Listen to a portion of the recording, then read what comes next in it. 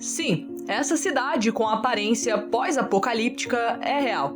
Na verdade, ela foi, porque ela deixou de existir há cerca de 30 anos atrás. Mas antes disso, esse lugar ficou extremamente conhecido por sua densa população. Tanto que por muitos, ela foi apelidada como a maior favela vertical do mundo. Vertical porque nela existiam cerca de 350 prédios, tendo cada um deles entre 10 e 14 andares. Esses prédios eram tão grandes que chegavam a atrapalhar as rotas de aviões que passavam por cima da cidade. Porém, eles eram necessários para abrigar a população de cerca de 33 mil habitantes, em um espaço de apenas 0,3 km². Isso é minúsculo. Pense no seguinte, é como se você tivesse que dividir um apartamento pequeno com, sei lá, 8 pessoas. E que embaixo de você há mais 13 andares em pessoas exatamente na mesma situação. E o mesmo acontece na sua direita, esquerda... Eu acho que deu pra entender. A cidade a qual eu estou falando se chama Kowloon e fica localizada em Hong Kong. Ela também era conhecida como Cidade Murada ou Cidade das Trevas.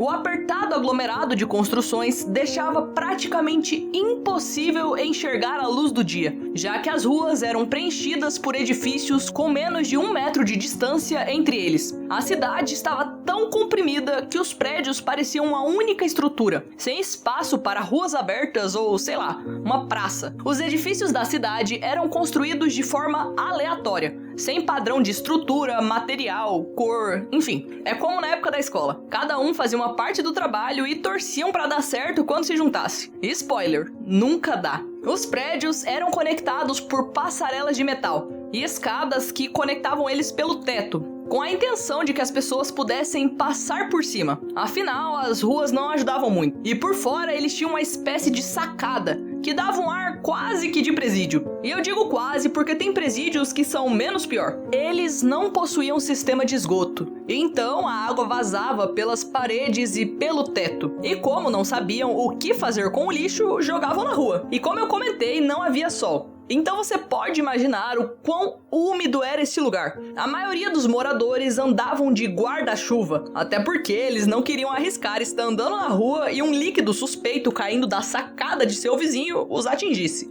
É compreensível. O cheiro da cidade...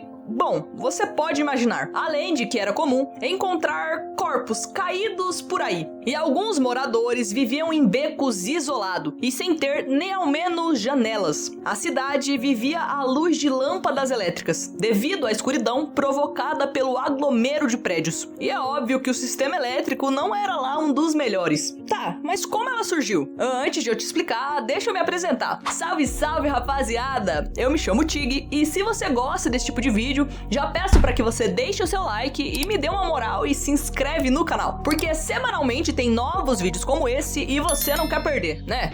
Agora sim, vamos para a explicação. A Cidade Murada foi construída em meados do século XIX, sobre as ruínas de um antigo posto de observação militar chinês. No início, era uma pequena comunidade de pescadores e agricultores, mas cresceu rapidamente no início do século XX, devido à imigração chinesa durante a Segunda Guerra Mundial. A Cidade Murada era um lugar sem lei e sem regras, e rapidamente se tornou um centro de crime e prostituição. Em 1949, após a fundação da República Popular da China, a Cidade Murada se tornou um território isolado. Os habitantes da Cidade Murada eram impedidos de sair e entrar da cidade de Hong Kong, e a cidade se tornou um lugar ainda mais perigoso e degradado. Algumas coisinhas que hoje são consideradas ilegais, se é que você me entende, eram vendidas em plena luz do dia. Não, pera. Não entrava luz na cidade. Mas enfim, você entendeu. Além dos criminosos e dos cafetões, a cidade atraiu muitos outros interessados em ganhar dinheiro. Pessoas atuando em profissões as quais não tinham licença para trabalhar, como médicos e dentistas, ofereciam um serviço mais barato do que em outras regiões.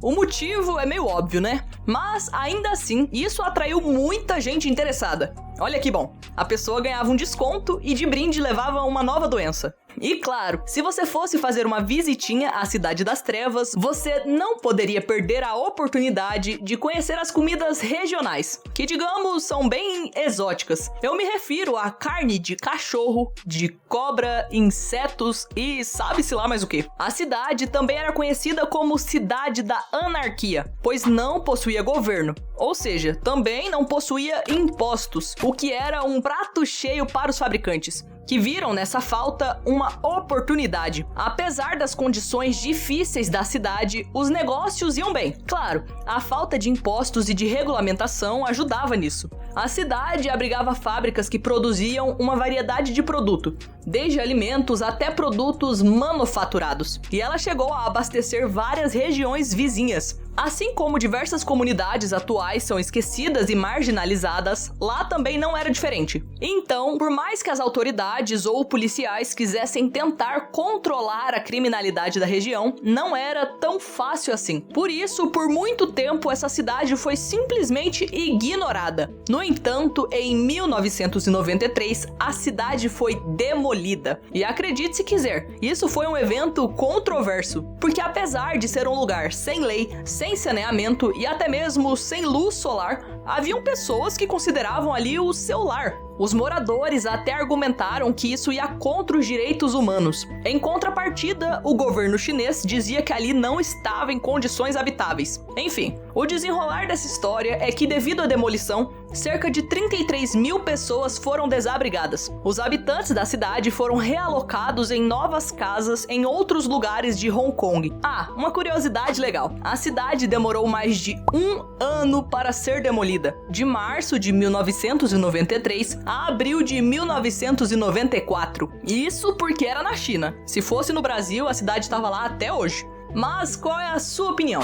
Você acha que por ser um lugar ideal para a criminalidade, atos de certa forma corruptos, essa cidade deveria ser destruída? Mesmo sabendo que lá também era lar de milhares de pessoas?